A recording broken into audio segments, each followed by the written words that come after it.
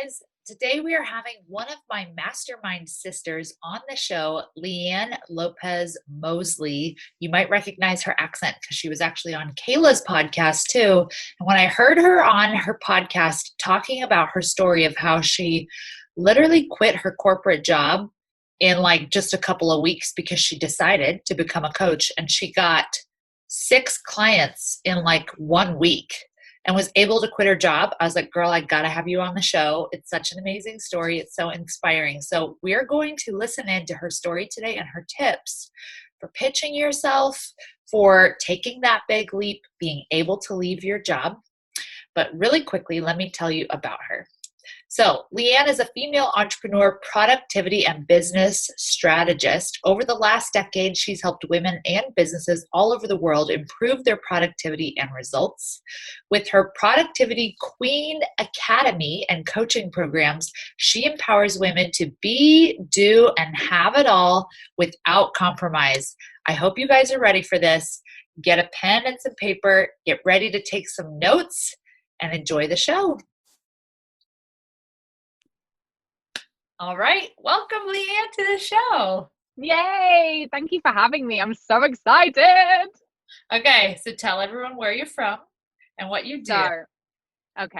So I am Leanne Lopez Mosley, and I am from across the pond from England, and I am a productivity coach. So I teach women how to own and leverage their time so that they can be, do, and have it all without the compromise. Oh my gosh. I'm like, yes, sign me up. Where do I sign up? I love how you say across the pond. It's so cute. And you guys, we're literally sitting here in our closets, both of us. We got on the Zoom. We were like, yeah, you're in your closet too. I was like, wait, don't judge me for sitting in my husband's closet. And then Joy is sat literally in her closet. I've never been so thrilled in my life. That's right. Well, that's where the sound quality is. So that's why we're here. Okay. So take everyone back and tell them a little bit about growing up. How did you get into this position? I'm sure you didn't just come out of the womb being like productivity coach. No, I did not. Really interestingly, so obviously I grew up in England, and I'm from a small town of kind of like 10,000 people, like not a big place at all. I had a very nice, like middle class kind of childhood growing up. Went to a private school. My dad unfortunately lost his business when I was 14. So I went from things feeling very comfortable and safe to feeling very not safe and very not financially secure. And then felt a lot of scarcity when it came to money. And I know, Joy, you talk a lot about this. But yeah, that really kind of impacted me and the choices that I made. I made a decision. I remember being 14, 15 and being like, I will never feel like this again. I will never feel like, I felt like I was a burden on my parents. You know, I could tell that the school fees were coming up and we were given scholarships for kind of 6 months. And there was a lot of heaviness surrounding finances and surrounding a lifestyle that we had previously. And I saw the physical and emotional strain that it took on my parents. So I spent a lot of time really trying to figure out how I could be the most successful version of myself, and success to me equaled money at the time. And I went off to university. I graduated kind of top of my class, and I got into a very, very competitive, what we call graduate program in England, which is basically when you're fresh out of university. So I was like 22, 23 when I graduated. And I basically went up against all of the thousands and thousands of people for this job with a grocery chain. And it was to be a district manager, which was a massive amount of responsibility, financial and people wise at that age. And when I first joined, there was kind of a 75% turnover rate. It was a very cutthroat military style company. It was German. So a very male dominated environment. And I think they took one look at me and were like, she's not going to make it here.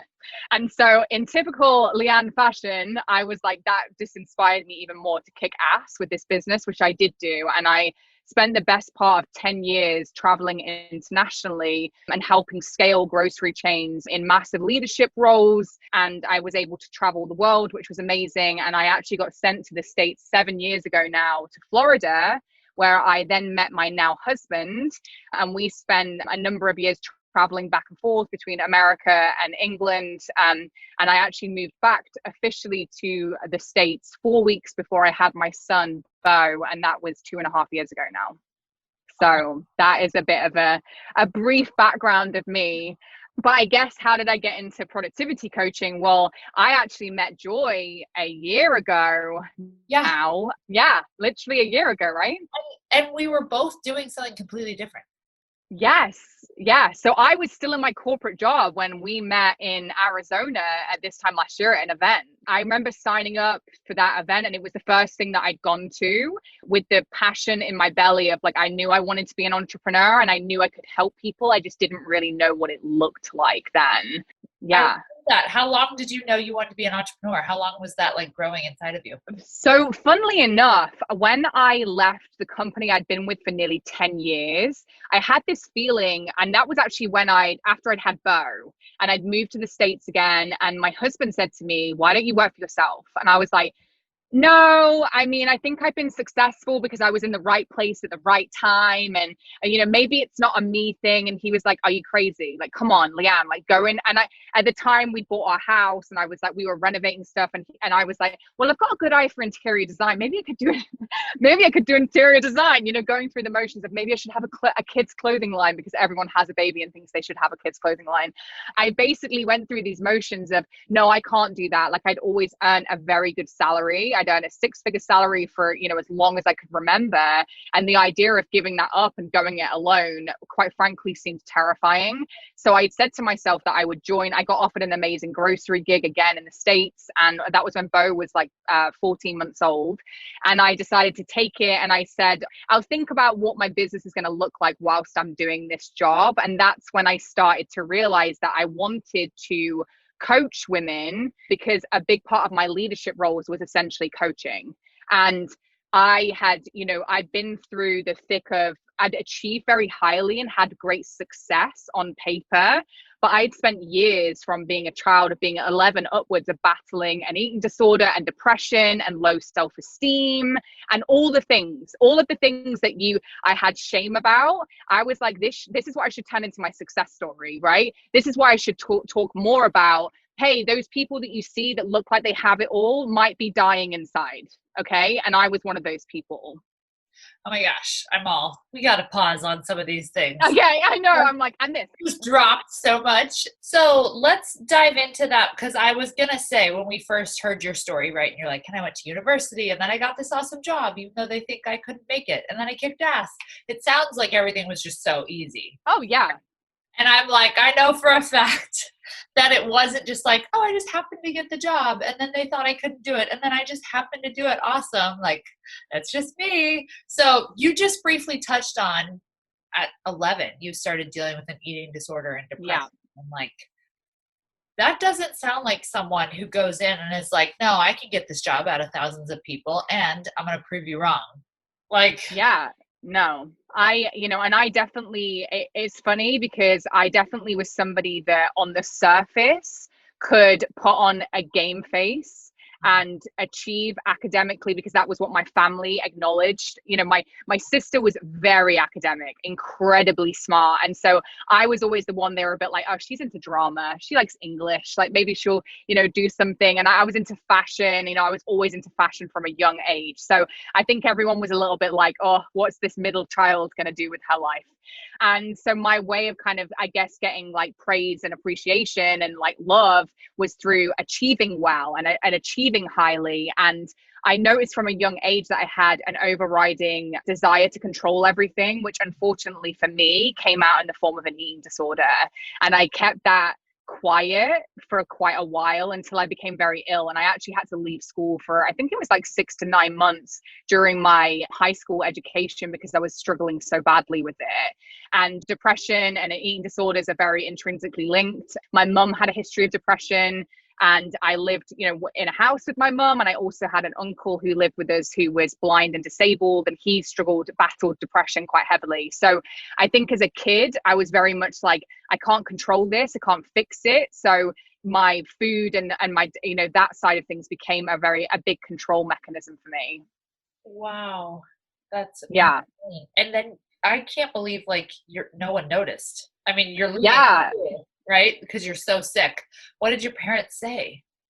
Yeah, so I mean, they really struggled with it. I'll be honest. Like we're a very close family, but we're also not a very good family at communicating about what's really going on.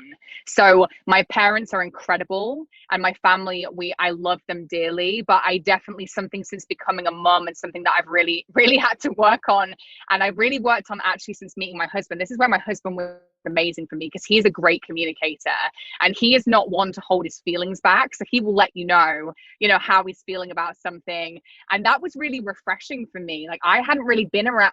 I am a people pleaser, like through and through. Like I'm always like, how can I make everybody else happy, and then I end up coming last. And my husband isn't like that, and that's why we're very good balance for each other, because I teach him a lot about empathy and about thinking about other people, and he teaches me a lot about, you know, what do I want, and to listen to my intuition and my whispers inside of me. And so I think that meeting him 7 years ago, 7.5 years ago now, has been was a really pivotal change in the way that I was able to communicate my feelings. And I will tell you this, that I struggled up until the point when I met him is when I really began to heal from my eating disorder. So I struggled with that all the way through my teens, all the way through my 20s. It was something that came up and down as I lost, you know, university is really stressful. So the thing, when boyfriends would break up with me, or I would have a hard time with friendship groups, my eating disorder would raise its head. And likewise in my corporate job, you know, I'd work all the hours, and it was very overwhelming. People, you know, I was always scared about getting fired, so I would all of a sudden stop eating, and you know, my weight would fluctuate massively. So my weight would go up and down to the tune of 10-20 pounds within a 4 week like period. I would up and down with weight, and it took a long time for me to really start the healing process of that. Wow. Amazing. Hmm. Thank you so much for sharing. No, I think it's important because, like I said, like people have a lot of shame when it comes to discussing things like depression and eating disorders, because I for a long time saw it as a massive weakness. But actually, having the courage to talk about it and the courage to ask for help is one of the biggest signs of strength. I made it a pivotal point in my decision to start this business that I would be open and I would share even the most brutal and vulnerable aspects of my life. And unfortunately, those are in there. When did you ask for help? So originally, when I was 14, I came out of school. My mum had started to pick up on. I started to just really shut down and not verbalize really anything. There was a period of time where I literally just stopped speaking, and I just was having a really tough time. Obviously, I'd lost a lot of weight. People had started to notice at school, and you know, at home, my mum and dad started to pick up on things. And I actually remember the day when I asked for help, and a bit of a turning point was I was bulimic. So I used to binge and purge, and I was doing it for that long that I binged and I just vomited without even trying to be sick. And it's terrified me because all of my control mechanism had worked against me, because my body's response to the binging was, well, I know you're going to purge this back up. So it just did it for me. And when that happened, I remember being in the kitchen, and my mum worked from home, and I remember going into her room and being like, oh my God, you have to help me. I've just been like, and I explained it to her, and she had a client. And I just literally burst into the room, and I just remember feeling this wave of I need help. I need somebody to listen to me. I need help. And that was the first time that I really started to ask for help.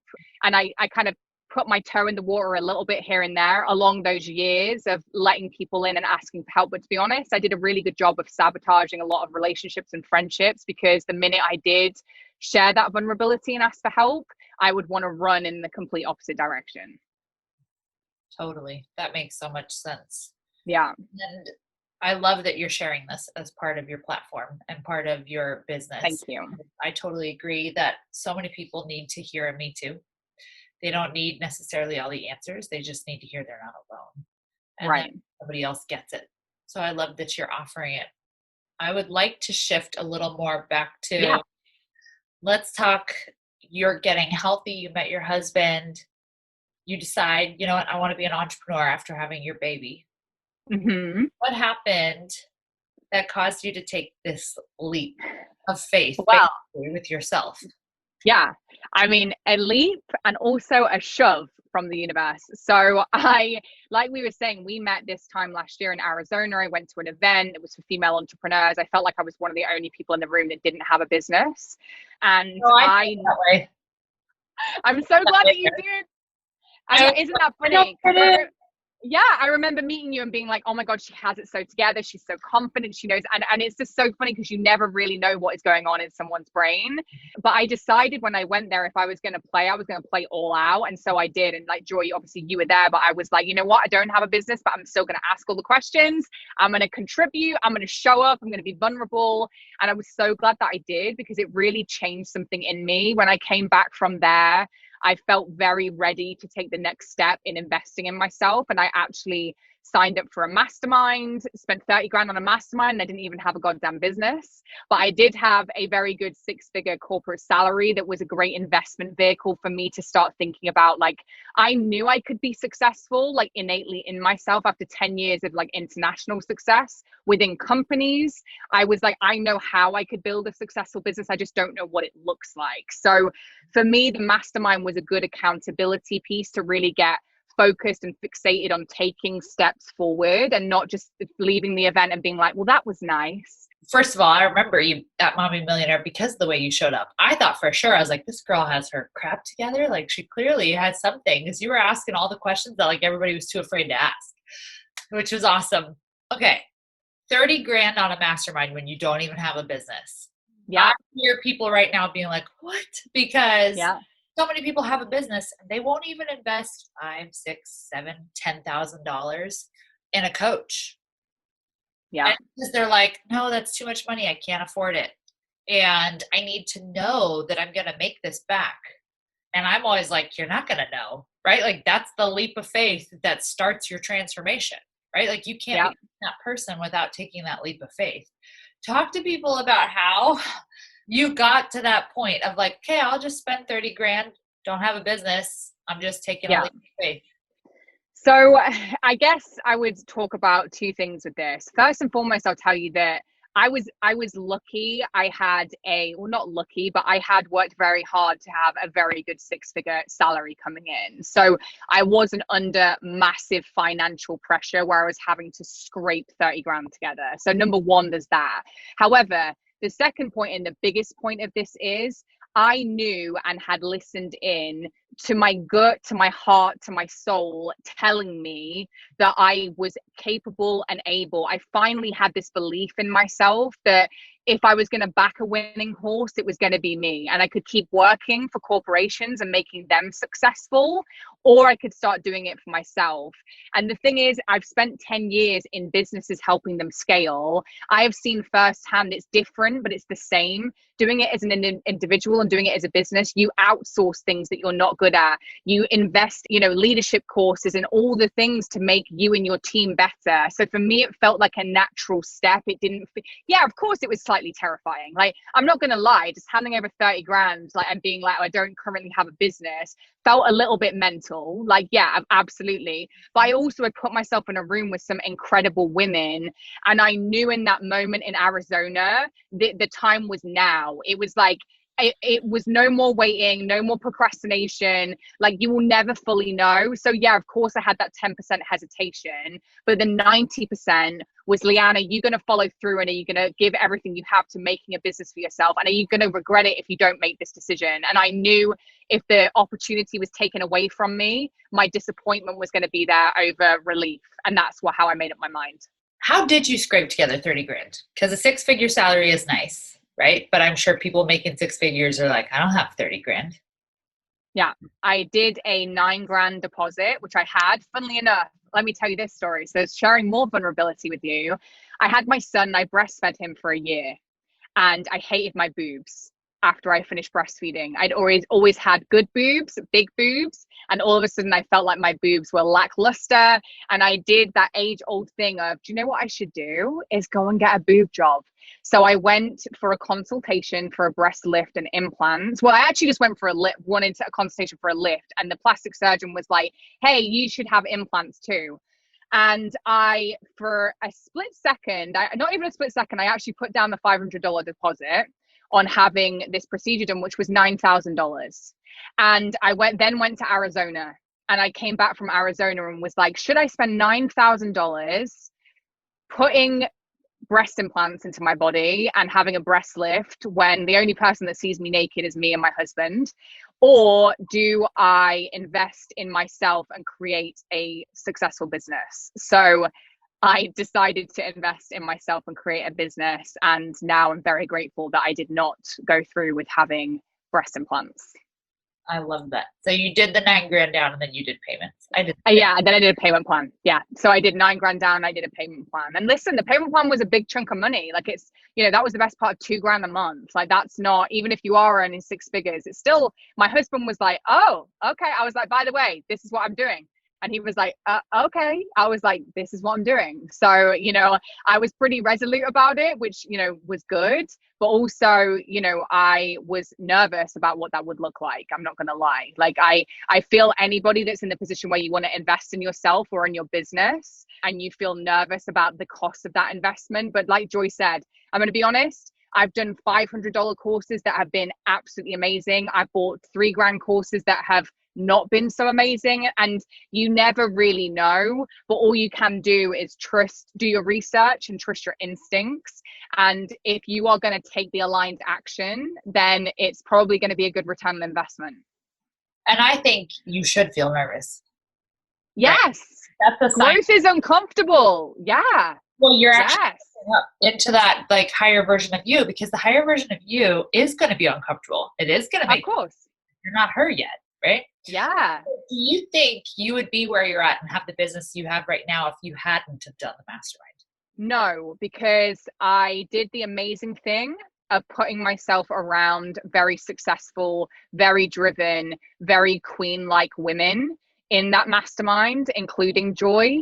And I was very open and able to see the evidence of what I needed to see, because I didn't have that kind of friendship group. I didn't have that evidence. I had evidence all around me of being successful in a corporation.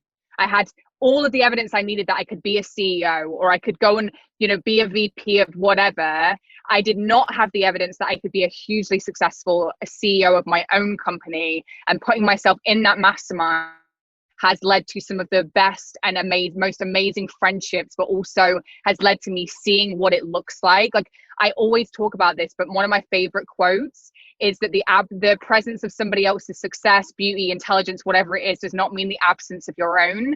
And I definitely grew up feeling like women were a threat in every which way possible. And I worked in a very male-dominated industry, which meant that when there was a woman in the room, I felt like it was me and her vying for the only female leadership role. And I definitely wanted to submerge myself in a world of women that pulled out the chair at the table for me and said, sit with us. And I'd been looking for that and longing for that. And I found that in that mastermind. Oh my gosh, I 100% agree. And it takes a queen to know one. So, right? Yes. We'll talk about that for sure, because I agree with wanting to get in the room with people. I think I knew after Mommy Millionaire Live that I was like, okay, I'm ready to start like making some new friends. I know who I want them to be. Like, how do I get into these circles? And I think I've even had people ask me that, right? Like, how do you get into these kinds of circles? And I'm like, you pay. Yeah. You pay to get in. Like, and you just invite yourself to the table, right? Like, yeah. I didn't wait for somebody to invite me. No one was going to invite me to the mastermind. And so what's cool about that is it attracts a specific kind of person, because it has to require a specific kind of person who's willing to bet. Who's to lay down money and say, I'm willing to bet on like myself. And that's what equalizes us. It's not that we're, because we all make the same income. What equalizes us is putting our money where our mouth is. Yeah. Yeah. And I love that, because we were all in that room in Arizona, and I can't remember what the tickets were for Arizona, $600-800, something like that. I can't really remember, but the reality was I felt ready to put myself around amazing humans. And you're right, you have to pay to play a lot of the time. Like, you don't just find queens just sat around looking for friends. Like, let's be honest, that's not how it works. So I was like, okay, you have to find your people, and your people are going to be where you just keep looking. I found out about the event through a podcast, and you just have to be in a state of wanting to learn and, listen to the people that you kind of have on a bit of a pedestal, and be like, okay, what are they doing? Who are they putting themselves around? And go to the, I know it's harder now with COVID, etc., but put yourself in the rooms through going to events, whether it be virtual or in person, doing the group courses where you can meet some like-minded women that are going to up level you and they're going to push you. I remember the first time I met Joy, I was like, gosh, she makes me uncomfortable, but in the best ways, because she asked the tough questions. You know, she's like, hi, I'm Joy. Leanne, this is the first time we met at the mastermind. We sat next to each other at dinner. She's like, tell me about your childhood. And I was like, I'm going to need a couple more glasses of rosé before we get into that stuff. But like, you have to put yourself around people that make you feel uncomfortable, because they're going to push you. Growth is uncomfortable. And that is what it comes down to, is being a queen is about being uncomfortable and just leaning into it, you know? Oh my gosh, I'm laughing. I'm pretty sure Kayla told us to ask that question, but you know what? That's what makes someone a queen. And that's what is what I want more than anything, is real relationships. Like, we're not here to talk about the weather. We're not here to complain about the kids' schedule. We're not here to talk about drop off and pick up from school. Nothing wrong with all of those things, but I could do that with anyone. I have women that are like, tell me about your childhood. I see greatness in you. How can we help you play bigger? This is the thing. Yeah. Act like it, you know, like. Yeah, no, you're right. And you need people that, quite frankly, are going to call you out on your bullshit. And that's what being a queen is about. Like, I don't want to be around people that are like, yay, you, all the time. I want people that are going to be like, okay, but how can you do this better? Okay, I see that you've done that. And they're gonna celebrate me when I achieve something. But they're also going to call me out when I've taken my foot off the gas, and then I'm complaining about things not working, and I'm not even showing up for myself. Like, they're the kind of friends you want, those real friends. And they're like Joy. They're the people that they're going to sit in a room with you and not listen to you just bitch and complain. They're going to call you out on the things. What did you do? What have you done to show up for yourself, Leanne? Because it's easy to be the person in the room that's like, well, it's not working. But it's like, okay, so what action have you taken? And also being around queens, sharing victories and saying, hey, I did this and it worked. Try it. Like, maybe it'll work for you too. Or I tried this and it didn't, but maybe that suits your industry more than mine. And it's like sharing ideas and sharing wins and sharing failures together. That is the best part of putting yourself in a circle of queens, in my opinion. Totally. And I think, because I used to be like, I shouldn't have to pay to be around people like that. Like, that's not fair. And then I realized, like, that's what makes you not a queen. Like, yes, that is non-queen behavior. Yeah, non-queen behavior. That's the princess behavior. The princess attitude of entitlement. Yeah, no. People's time is valuable. Their time is valuable. Yeah.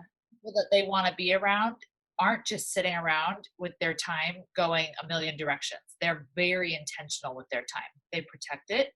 And so they're intentional about what rooms they go to. So if you want to get in the same room, be the same one. Yeah. And you know, you're the sum of the 5 people you hang around the most. So look around you and do that math. Because I know sometimes it is a good accountability piece and reference for you to kind of look around and be like, do I spend my time around time vampires and energy vampires, or do I spend my time around people that are going to fill up my cup and make me be the better version of me and respect my time? Because that's another big one. Like, stop spending your time on people that don't respect your time and that suck all the time, because that is your most valuable currency. It's the one thing that you get the exact same of when it comes to Oprah, Beyonce, anybody. The one equal playing ground is you get the exact same 24 hours in the day that they do. So use it wisely. Oh my gosh, here comes the productivity tips. Here she is. Here she is. Okay, so let's keep going. We both were talking at the mastermind, the first get together in January. And I remember turning to you at one point and going, I just feel like I'm totally out of place, because like, I've just like started my business. I don't even know what I'm doing. And you go, hi, my name's Leanne. I don't have a business. It was like literally the best moment ever. You're like, hello, have you met me before? And I was like, oh wait, yeah. So you were still in corporate at that time. Yeah. And then walk us through what happened next. You were like, I don't know, maybe by the end of the year, I'll quit my job. And then literally February rolled around. You're like, I'm done. Yes. Literally, so the end of 2020 was my goal to leave my job. I decided to see my corporate job as my investment vehicle into my business. And I still wasn't entirely sure what that looked like, but I knew that I wanted my company to be called Grow with Leanne. I knew I wanted to be coaching women. I started to get clearer on those things. And it was after Laguna that I set up my business Instagram account. So I did Grow with Leanne on Instagram. And then February, the end of February, we got a conference call, and I knew that they were trying to sell the company that I was working for.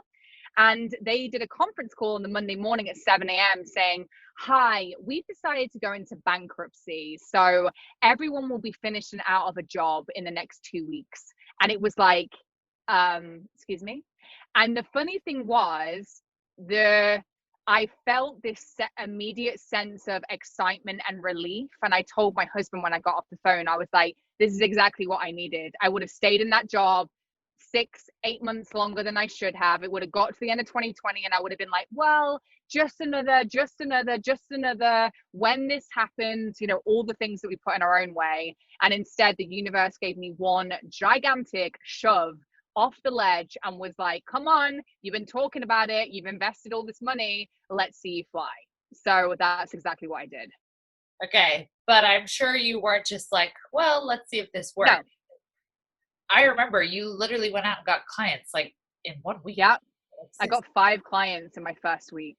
So I, did that age-old thing where I was like, I know I'm going to ask the women that are doing and killing it in my mastermind what the freaking hell I should do, considering I'm about to be unemployed. So I was about to go from like 6-figure Sally to like nothing. And I had a hell of a lot of my self-identity wrapped up in that 6-figure salary, let me tell you. So it was good motivation for me because I was like, how do I want to feel? And I thought about where can I add value? Who do I know in my life and in my community, businesses and individuals where I know I could add value? And you know what? I arranged meetings, I arranged phone calls, and I just pitched myself for people to work with me. And I wasn't even entirely sure what that really looked like then. And you know what? Some people said no, like I got rejected. Some people were like, oh, Leanne, I really like you, but like, no, thank you. Even though I was like, I could definitely help you. And they were like, nah. And I'm like, okay. And I went on to the next person. And I signed 5 clients in my first week, which was amazing, but then actually quite terrifying because I was like, now I've got to actually put my money where my mouth is and start doing this. And, it came with its ups and downs. Like I did that right. You got to think about the timing of this. This is February and then COVID hit. So it was like, these speaking engagements lined up and I was going to go into businesses and do some leadership talks, and all of a sudden it was like, just kidding, no, you're not going anywhere, you're going to be trapped in your house. So that COVID definitely threw a bit of a spanner in the works, as we say in England. I was a little bit like, oh, what is this going to look like? And I had a bit of a wobble. There was a bit of time where I was a bit like, I took my foot off the gas. I stopped showing up for myself. I stopped showing up and I stopped landing clients because if you don't take action, you will not get any clients. And then I kind of had a word with myself and I was like, come on, you're a queen. Queens take aligned action and they show up even when it's hard. And, I was, blessed to be able to find tons of opportunity throughout COVID. And I actually I didn't replace my corporate salary. I doubled my corporate salary within 2 months of leaving my corporate job. Oh my gosh. I hear people going, wait, you went out and got 6 clients in a week and you didn't know what you were doing? Like you didn't know what Correct. you were doing? And people's minds are like, how? Because they know what they want to offer people and they still don't know how to get clients. Yeah. Walk me through sales pitching someone when you're like, I'm not really even sure what I'm offering you. So the thing is, after 10 years in leadership internationally, I got very good at listening to people. And I was very good at building rapport with people and very good at getting people to know, like me and trust me. And that is one of the biggest things when it comes to people buying anything from you. I also knew that the people I wanted to work with were predominantly female. So I did approach a couple of business owners. Most of them were female, but the majority of my clients were one-on-one business owners in some capacity. And I also knew about their business. And I knew from my experience, like, I am hella qualified to help you scale your business. Like I can talk all day to you about how you can improve things, how you can become more efficient, how you can become more productive, how you can put systems and things in place. And there were people I spoke to that I knew I couldn't help, where their problems were out of my zone of genius. I did not take on those clients. So number one, do not take on clients if you cannot solve their problems. Business is about solving people's problems. So for as long as there are problems to solve, you will have clients. But stick to your specific set of problems that you solve. And I knew that mine were very much based in efficiencies, in systems and processes and then productivity. And they were the people that when I had conversations and identified what their biggest pain points were, I was like, I can help you. And I was confident. My confidence came across. I obviously didn't say to the client, I don't really know what this looks like, but I told them, here are your opportunities to work with me. This is what your options are. And I laid it out and was like, I definitely believe I can help you. And I believe that in my soul. And that's what came across when I was selling. Did you make any kind of promise as far as a result? No, do you know what? I didn't, because I get very nervous about making people promises, and I'll tell you why. Because I've worked long enough now in the industry with people, individuals and businesses to know that you can do everything from your side. If that person does not do their side of the bargain and then wants to tell you that you were the reason, it's like you have to have accountability. So I only take on clients where I have very, very strong boundaries with people where I'm like, you are responsible for your results. I can give you all of my knowledge and I can give you all of the accountability and education that you need. If you do not take the action, you will not get results. It's kind of like going on a diet. Like, you can give someone the book on, Atkins or, intermittent fasting. You can't make them do it. So I get very hesitant around promising people results. Well, I'm so glad we're talking about that, because I work with people. I obviously coach people to pitch themselves, and they always, I think, struggle with feeling like they need to promise something to people. And I'm like, what? No. So tell me, since you're not promising them results, what are you telling them you're going to help them with? Yeah. So, I mean, for me, it's very specified. I think sometimes you have to be very careful with a one size fits all program. So when I work with people, I will have an outline of the main things that I look at. So I will look at every client of like doing a time audit of like, let's look at where you're spending your time in your business, right? Or in your personal life. Where are you currently spending your time? I'll review that audit with them.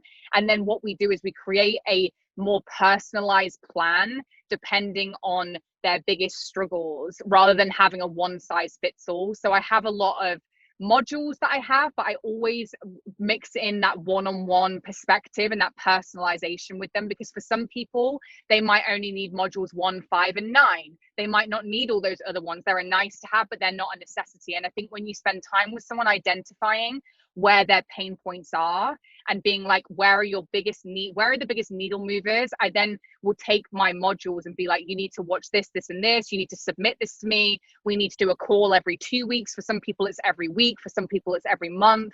And I think you have to have more flexibility and agility in your business to be able to look at things in a more, not as much of a one size fits all way, because everyone's problems aren't the same. And actually people get the better results if you personalize your program. And it doesn't have to be a massive laborious thing for you as a business owner. You can actually systemize and process that quite easily. Correct. So what I hear you saying is, when you get on the phone with them for the first time, you're doing a really in-depth audit almost. Yes. Out like where they're at with everything. That goes back to your step number 1, listening. I think so many people jump into what they want to sell. Like, have you even done an audit of this person and what you're helping them? What are actual pain points? Not what they're telling you their pain points are. Like, dig, right? Figure out what their pain points are. But then also I hear you saying that you have pillars, which is what I help people discover, what their pillars are for their business. It's literally just your framework, right? So what categories of things do you specialize in that you can help people with, that you can give them knowledge in, give them tasks in, give them specific things in? So when people ask me like what I can help them with, I have like, I do business strategy, I do Instagram, I do mindset. Like, those are my kind of here for, I don't know, or something. Yeah. Right? I mean, that's the thing, is you need to be very strategic. And this again goes back to, people will refer you, and your growth will be organic from people recommending you and giving you great testimonials when you listen to them and you listen to what is their problem. And I'll be honest with you, when I first started doing sales calls and like coaching calls with people, I recorded them and I watched them back, and I was like, oh my God, shut up. Like, I literally would scream at the screen, like, Leanne, shut up. Like, I just want to tell you about it. Someone would be like, I have a really hard time with time management. And I'm like, boom, here's tips and tricks on how to be the most productive you. And it's like, this is not the time to give everyone the contents of your brain. You have to be very strategic about how you impart that information and how you educate and coach your client. And you need to be very aware of what your zones of genius are, and also be very aware of the person you're coaching. Everything doesn't always resonate and land to everybody the same way. So you have to ask great questions and be like, how does that land for you? Is that resonating? Because a lot of people will sit and nod as you continue to talk to them, but that doesn't mean that's always going to land with them. And if it's not landing, it's not going to change anything for them. And ultimately, if you're coaching, you need to create lasting change. Because I know, Joy, you speak about this, but inspiring someone is lovely, but lasting change is what gets people results. Totally. What are some of your favorite questions to ask? You said you like to ask great questions. What are some of your faves? Yeah. So some of my favorite ones are, I guess, when people are if I ask people like, hey, okay, so tell me what's going on with you right now. Where do you really want to focus on during this call? And give them an opportunity to really get strategic for themselves and be like, well, I'm really having a tough time with this. Okay. And then when they divulge that, you can be like, okay, so where else is this showing up for you in your life? Like, is this a dynamic that is also showing up for you elsewhere? And then you'll often find that that dynamic that they're most concerned about is showing up for them in every single aspect of their life and affecting not just their business, but also their personal relationships. And then you can start getting into what's another way that we can look at this? What's another, because people like to be like, blame everybody for everything. So that's number one. What people get into is, well, that's because this happened. And I often like to get into people of like, where do you want to spend your energy and your time? What would a successful day or week look like for you? And I think just really asking more open-ended questions, and then again, tapping into those areas when they say, well, it's because I don't feel supported. It's like, tell me what feeling supported looks like to you. What does that look like? Have them explain it. And then, just really get them to answer those questions. And it is a bit of a skill and you have to practice it. But if you record your conversations with people and watch them back, you'll see where you could have dug more, and you'll see where maybe you spoke too much and didn't ask enough questions. 100%. I'm like, preach it louder in the back. Never assume that you know what your client means. Never assume. No. We're understanding. And don't tell them how they feel. Like, get them to tell you how they feel. And that's another one that I did it too. I told people so I'm hearing that you feel da-da-da. And then they'll be like, yeah. And it's like, no, let them use their words. So how does that make you feel? Right. How does that make you feel when that happens? How does that make you feel when things don't go great in your business, when your time is taken by everyone else but the things that you want? Ask them questions. How does that make you feel? And then repeat their words back to them. So you're telling me you feel drained, you feel burnt, you feel overwhelmed. Don't tell them how they feel. Get them to tell you how they feel. Correct. And then you just talked about mirroring, which is what every good coach does. We literally just repeat back to people what we hear them saying. And I think we all want to just rush into like giving our opinion. Yeah. But the best coaches literally just repeat back to their clients. And listen, that comes from a good place. Like listen, anyone listening to this that's like, well, I want to help people, like me too. But a big part of this journey for me was building self-awareness, that like just talking at someone, and as you can probably tell, I'm a talker, is not always going to be the best thing for them. And actually the other side of that, I'll tell you this, is when I first started coaching, I was exhausted. I found coaching exhausting. And that was because I wasn't doing enough listening. And actually, coaching is not exhausting when you are not the one that's doing all the goddamn talking. So it stopped being the one that's doing the coaching session and talking. Like, you should talk the least out of the two people that's on the phone. So, that's another big thing, is I had a shift of, I felt like one-on-one coaching was exhausting. And that was a story I was telling myself. It's exhausting. I just don't want to do it because it's exhausting, when actually it was exhausting because I was exhausting myself by chatting nonstop for an hour. Oh my gosh, I love that. I wrote down your 3 things that you said people need. I hope everybody's writing this down because it's awesome. You said listening, building rapport, and know, like, and trust. I thought maybe you could share a quick tip for each of those things. I talk about building rapport. Well, I at least talk about it with my clients, and how you can literally build rapport physically by mirroring people when you're on a call with them, but you also build rapport by matching their energy, right? Yeah. If someone comes in super down and you're like, well, whatever, let's just be positive. They're like, ugh, I don't like that girl. Yeah. But if you can match their energy, not in a, yeah, I'll be down with you way, but in a, yeah, I hear you with that way. Validate. Yeah. To match theirs, all of those things. People want to feel seen and they want to feel heard. And they don't want to just feel like they're on another sales call. And people can tell when you're not really listening to them. And it's really important to validate what someone is talking about. And as tempting as it can be, like we've joked about, of offering all of them, all of the solutions, like if it was that easy, they would have already done it and they don't need to hire you, you know? So you have to be really mindful of your audience. And the fact of like we've shared today, everyone is fighting a battle that you don't know about.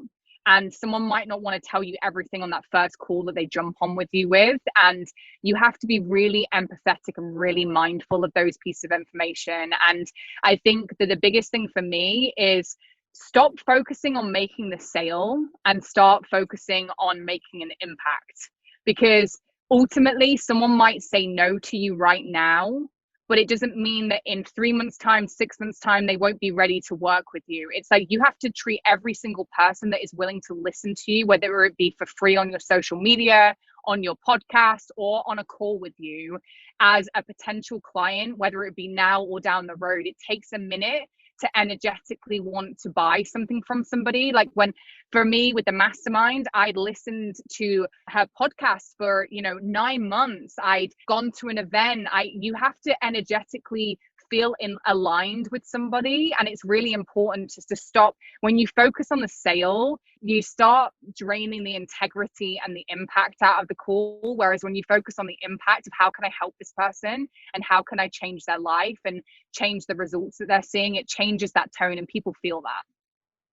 Oh, truth bombs. I'm over here writing it down. Yes. Something I like to think about before I get on a sales call with someone is like, God, just help me make their life a little bit better today. Right? Like right. Make their life a little bit better and like help them in some way today for free on this call, then that was, and it's that open hands concept, right? Of like, I'm on this call just to talk with you and to help you however I can. And if you want to work with me, you will.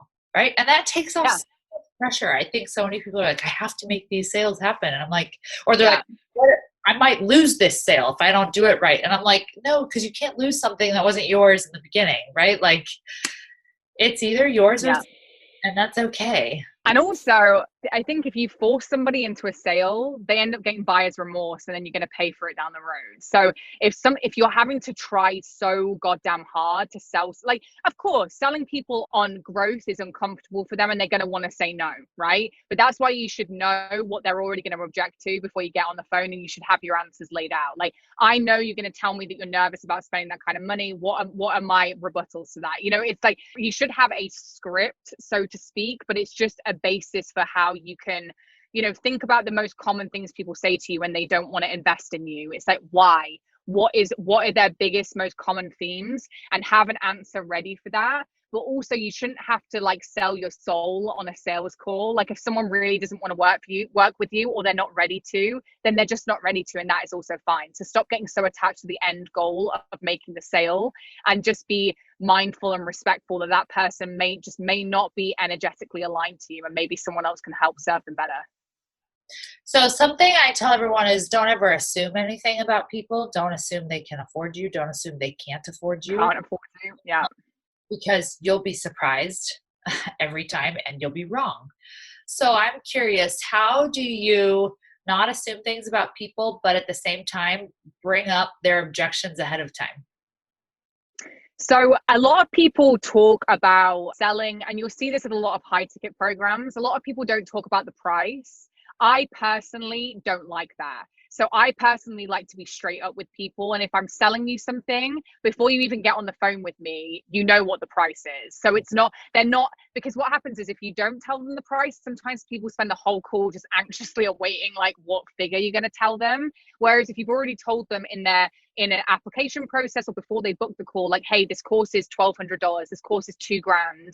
It's like people already going into it are aware, and it doesn't feel as energetically heavy. The other thing is, making sure that people are ready to make a investment in themselves. And you can do that with an application form, especially if it's a high ticket program, asking them the questions like, on a scale of 1 to 10, how ready to invest in yourself are you? Like, how ready are you for change? How dedicated and committed are you to taking the action and investing in yourself? And really, you can tell on those application forms that, if people are circling 3 or 4, they're probably not ready to invest thousands of dollars in a coaching program. So I think the biggest thing is being, for me personally, in my choices, I like to be transparent about costs with people from the get-go so that it doesn't become this awkward thing. I also like to get on the phone with people and say, we're not leaving this on a maybe I'll get back to you in 2 days, I'm going to think about it. It's a yes or no. Like, we're going to leave this conversation with a yes or no, because I don't like the back and forth. Again, I'm a productivity coach.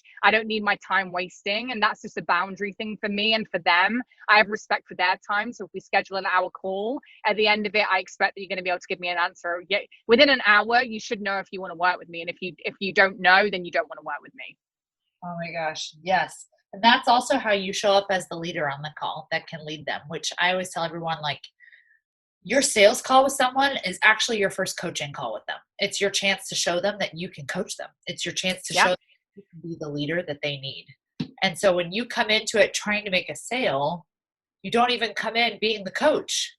So come in being the coach and show them show them what you can do. And that's when people are like, oh, yeah, I want to work with you. So that up front, like, hey, this is going to be yes or no, is a great way to establish that, like, I'm in charge of this conversation, let's go type thing. So I love that. Yeah. What's been the biggest struggle or obstacle you've overcome in your entrepreneur journey? I think it was the belief that I could be as successful out of the corporate world as I could within my own business. I knew innately in myself, after leading teams for 10 years, that I could have a positive impact on people that would last. And I knew that energetically, I'm somebody that people enjoy to be around and they learn from. And I have relationships with people I knew from 10 years ago in my corporate world now. And I think that for me, it was understanding that I could establish and create that for myself. I also had a couple limiting beliefs about entrepreneurship because both of my parents are entrepreneurs and they both worked crazy hours. And although I worked a lot of hours in my corporate job, I definitely grew up thinking that entrepreneurship was so hard and so relentless. And I definitely had that feeling of, but I could build it up and it could all be gone like my dad's business. And so I had to really do the mindset stuff myself and really just believe in myself and just keep showing up. There are days where that is not easy. There are days where I do not want to go on social media and talk at the goddamn camera. There are days where I just don't want to show up for myself and I just want to, watch Netflix and procrastinate and watch the the Real Housewives of whatever. But I'm better now and more committed to taking aligned action. And I think now I'm like, I can't imagine. I'm like, how did this take me so long? Like, what? Now it seems so obvious. And I'm like, I was destined to do this. But sometimes the journey is what makes you excellent. So don't compare your chapter 1 to someone else's, chapter 50. And it just, like you said, don't make assumptions. Just focus on your own intuition and your own thoughts and feelings. So what is something you do on those days where you're like, I'm not feeling it? And you're like struggling with self-doubt? Like, what's something you do to snap out of that and show up for yourself? So I talk a lot in my business and I actually have a free Master Your Morning Routine series all about this. So I did a 5-part series, which you can find on my Instagram if you go to the link in my bio, but it is the foundational elements of what keeps me on track. And that is simple things like visualization. Like for me, the minute I open my eyes in the morning, I am visualizing myself within the next 90 days having already accomplished my goals. So I used to do my 3-year, 5-year self. Now I do my 90 days because it just feels like a stretch, but also like I can actually take aligned action that's going to get me there. So I focus on my 90-day visualization. I then move into my affirmations. I do some journaling. Some mornings, a lot of the time I try and work out because that always gets me going. But the reality is some days I don't want to work out and some days I don't want to do journaling, but I know they're the things that work for me. I know they're the things that tap into my why. I know if I do my affirmations, it's going to make me feel better. I know if I if I visualize myself in the next 90 days having accomplished those big goals I've set out, I know how I'm going to feel when I do it, and it makes me want to take more action. And you know what, sometimes I just have a bit of grace on myself that today is not my day, and that's okay, because tomorrow I'm going to wake up and I'm going to kick ass and I'm going to do it all over again. So I would encourage you to really lean into what works for you. And for me, it's just a series of high impact little mini routines. I have a 2-year-old, so I don't have some like extravagant 2-hour morning routine, but I can get those things done in a very short space of time. And they have doing that consistently and every day amplifies, and you'll be surprised at how quickly you can create brand new, amazing habits and become a much more high impact version of you. Oh my gosh, yes. I love it. Morning routine is everything. What would you say to the woman out there who like wants to quit her job or knows that she should, right? So that she can go all in on herself, but she doesn't have the income yet and she's scared to make the leap. What's like one piece of advice you would give her? Oh, this is tough because I've been you and I've seen you like there are two types of people here. You can either use your current job as the investment vehicle for your new business, right? And make investments in coaching and courses to make you feel confident, to get you into a space where you feel like, okay, I can start making money from this. However, I am also on the other side of it where I was that person in that A group, right? And yes, it worked for a while. And then I, not of my own choosing, was shoved off the ledge and then managed to double my corporate income. Well, you can do it. And sometimes under extreme pressure is actually the best way to do things. That doesn't work for everybody. So you have to know about yourself. Is the anxiety of leaving my job without having this income there, is that gonna show up for me and make me not a great version of myself? You need to lean into that in you and listen to your intuition. But likewise, you need to know if you are confident and capable and you have zones of genius laid out where you can help people. Sometimes having the pressure of not having that income coming in is enough to make you show up for yourself and just do the goddamn thing. Totally. And I think we have a tendency to hide. And Yeah. sometimes you got to get out, know if you're hiding too, right? Yeah. But you. Yeah. And listen, just be more productive, so that you need to be productive in your day job so that you can show up for yourself in your business. Because the biggest thing I see is people working a full-time gig and being an entrepreneur. They're like, I just don't have time. Yeah, you do. You're just not making it a priority. So how do we restructure your day so that you do those big things at the start of your day in your own business before you even get going in your normal 9-to-5 job? Because the priority needs to be your business while still continuing to do a good job in your current 9-to-5. But there is a way of doing both, but you have to be very, very good on self-leadership and time management, and you have to be able to be a productivity queen. Yes. Now, one last question or two last questions. I hear a big part of my audience going, but I don't have that like corporate history. Like I haven't been helping businesses scale for 10 years. So I don't have that kind of a skill. So I can't go out and pitch myself to be like this awesome business coach. And so they're feeling like, oh, I can't, like I'm stuck still. Like I've been a mom, right? I've been these other things. Like I don't have the kind of skills you do. And so they're already writing themselves off. Yeah, got it. That. So I would say to you, what are you amazing at in your personal life? What do your friends and family say about you? Ask. A really good way of finding out what you should do and really tapping into it is by asking your friends, what do you love the most about me? And I actually did this when I first started thinking about coaching. I asked a lot of my friends and family, like, what are the things that you love about me? And they were like, you always make me feel like I can do it. Like if I ring you and I feel down, you make me feel like I can do anything. And you always inspire me and motivate me. And you start to really see clearly. You don't have to have worked for a business. Like you don't have to have had 10 years in leadership to be a credible person that can help people. You just need to know what your zones of genius are and tap into doing more of those things. And you can ask your family and friends for testimonials. Like you may have helped people in your life more than you know. And sometimes it just takes you being like, hey, like what have I helped you with in your life? And you'd be surprised at how many amazing testimonials you can get from people that already know you. Yeah, they might not have been a paying client. It doesn't mean that you haven't helped them.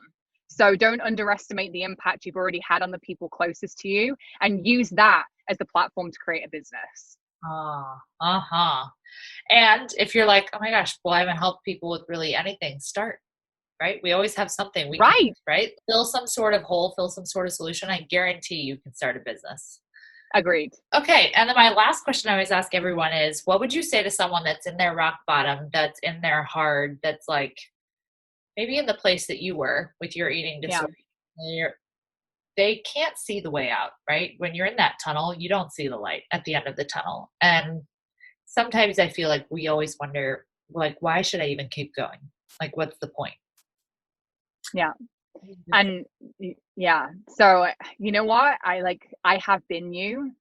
I have been to many a rock bottom multiple times in my life of feeling like nobody gave a crap if I was there or if I wasn't, and feeling like no one would miss me, and not wanting to show up from anyone else, let alone myself. But you are robbing the world of an opportunity to hear your voice. And there are people in your life that I know care deeply, deeply about you and for you. And there are people that you haven't even touched yet that need to hear from you. And if I had given up at my lowest of lows, and trust me, there were plenty of them, I would not be able to share any of my stories and inspire anybody else that things get better. There is light. Things will feel better. And I promise you, you just have to keep putting one foot in front of the other. And people are here. Like, we are here. Oh, I'm all, yes. I want to like give you a hand over here. Thank you so much for being Thank you for having me. Story. Tell everybody where they can find you. Yes, so you can find me at grow.withleanne on Instagram, and I have a bunch of free resources on there for you guys to use. But yeah, I would love to hear from your listeners, and I would love to hear about your big goals and help you become the most productive queen version of yourself. So please follow along and interact with me and like have a chat with me over social media. And when does your Queen Productivity Academy start? So it's already live. So we are actually going to give your listeners a 50% off code for their first month. So the Productivity Queen Academy is a monthly subscription. So there's no cancellation fee. You can cancel it if you don't love it. And you have access to a whole video vault of productivity tools and tips on how to be the most productive version of yourself. We also have a brand new theme every single month. So this month, the theme is productivity. Next month, it's about energy. You have a private Facebook community of incredible queen entrepreneurs like Joy, and you get access to a monthly expert interview every single month. So it's a great way of investing in yourself at $20 a month, which is insane value. Like I cannot believe I'm even offering it at this value, to be honest, but I'm so excited about having an impact that I'm ready to help queens level up, like Joy would say. So yeah, we'll give you guys a 50% off code, which will be linked in the show notes. So I hope I see you in there. Yay! For sure. We will definitely link that in the show notes. All right, everybody, you know the drill. If you love this episode, take a screenshot, tag Leanne and me in the stories. Tell us what your big takeaway was. And we can't wait to hear from you over there.